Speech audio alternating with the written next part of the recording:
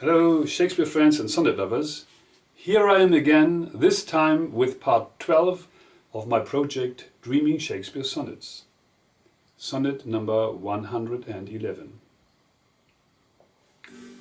Oh, for my sake do you with fortune chide, the guilty goddess of my harmful deeds, that did not better for my life provide than public means, which public manners breeds. Thence comes it that my name receives a brand, and almost thence my nature is subdued to what it works in, like the dyer's hand. Pity me then, and wish I were renewed, whilst like a willing patient I will drink potions of eisel against my strong infection. No bitterness that I will bitter think, nor double penance to correct correction. Pity me then, dear friend, and I assure ye even that your pity is enough to cure me. Sonnet 112.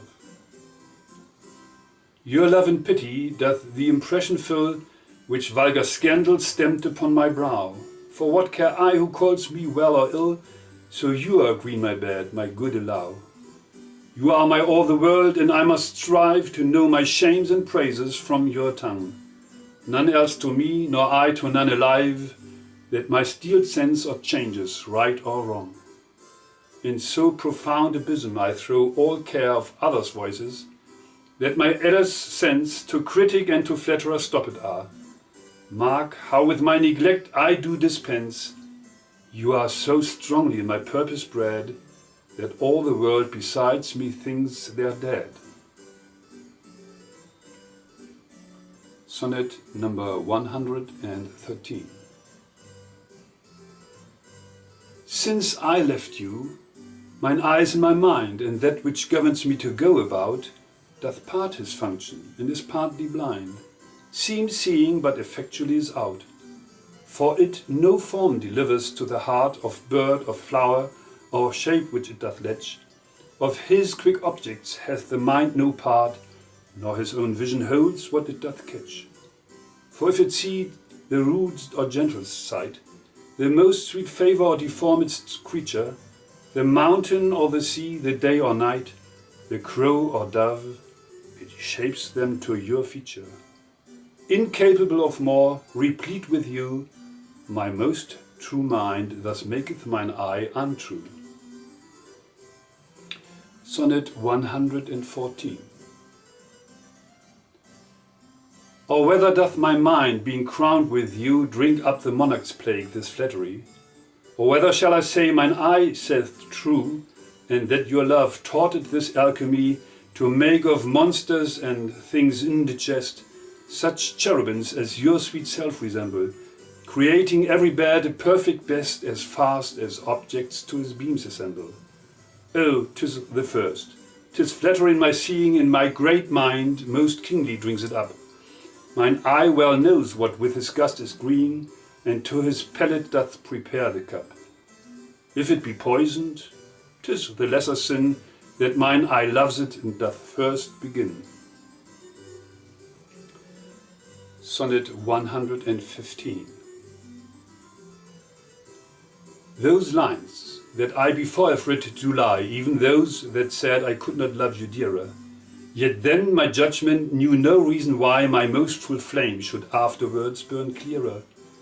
But reckoning time, whose million accidents creep in twixt vows and change decrees of kings, tend sacred beauty, blunt the sharpest intents, divert strong minds to the cause of altering things. Alas! Why, fearing of time's tyranny, might I not then say, now I love you best, when I was certain o' uncertainty, crowning the present, doubting of the rest? Love is a babe, then might I not say so, to give full growth to that which still doth grow. Sonnet 116. Let me not to the marriage of true minds admit impediments. Love is not love which alters when it alteration finds, or bends with a remover to remove. Oh no, it is an ever fixed mark that looks on tempests and is never shaken. It is the star to every wandering bark, whose worth unknown although his height be taken. Love's not time's fool, though rosy lips and cheeks within his bending sickle's compass come. Love alters not with his brief hours and weeks, but bears it out even to the edge of doom. If this be error, and upon me proved, I never writ, nor no man ever loved. Sonnet 117. Accuse me thus, that I have scanted all wherein I should your great deserts repay, forgot upon your dearest love to call, whereto all bonds do tie me, day by day. That I have frequent been with unknown minds, and given to time your own dear purchased right, that I've hoisted sail to all the winds which should transport me farthest from your sight. Book both my wilfulness and errors down, and on just proof surmise accumulate. Bring me within the level of your frown, but shoot not at me in your vacant hate, since my appeal says I did strive to prove the constancy and virtue of your love. Sonnet 118. Like as to make our appetites more keen, with eager compounds we our palate urge, as to prevent our melodies unseen, we sicken to shun sickness when we purge. Even so, being full of your ne'er-cloying sweetness, to bitter sources did I frame my feeding, and sick of welfare, found a kind of meetness to be diseased ere that there was true needing. Thus policy in love, to anticipate the ills that were not, grew to false assured, and brought to medicine a healthful state, which rank of goodness would by ill be cured. But thence I learn and find the lesson true, drugs poison him that so fell sick of you. Sonnet 119. What potions have I drunk of siren tears, distilled from limbecks foul as hell within, applying fears to hopes and hopes to fears, still losing when I saw myself to win. What wretched errors hath my heart committed, whilst it hath thought itself so blessed never?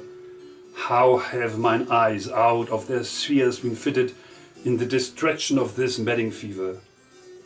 O benefit of ill, now I find true, that better is by evil still made better, and ruined love, when it is built anew, grows fairer than at first, more strong, far greater.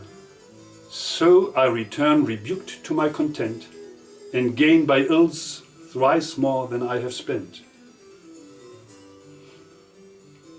Sonnet 120. That you were once unkind befriends me now, and for that sorrow which I then did feel, needs must I under my transgression bow, unless my nerves were brass or hammered steel. For if you were by my unkindness shaken as I by yours, you've passed a hell of time, and I, a tyrant, have no leisure taken to weigh how once I suffered in your crime. Oh, that our night of woe might have remembered, but my deepest sense how hard true sorrow hits, and soon to you, as you to me then tendered, the humble self which wounded bosoms fits. But that your trespass now becomes a fee, mine ransoms yours, and yours must ransom me.